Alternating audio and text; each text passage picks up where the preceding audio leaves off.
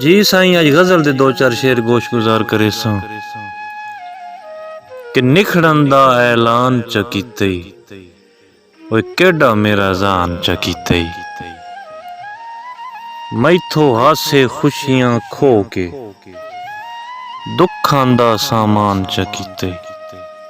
केड़ा मेरा जान च कीते और जेड़े दिल च रहांदा है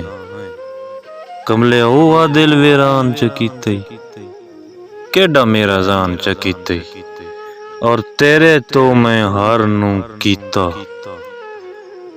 हिक तो मन कुर्बान च कीते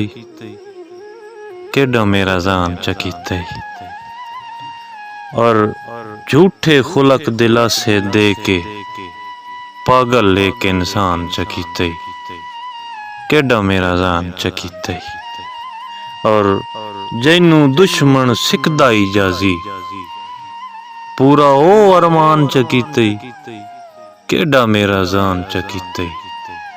निखड़न दा ऐलान च कीते केड़ा मेरा जान च कीते।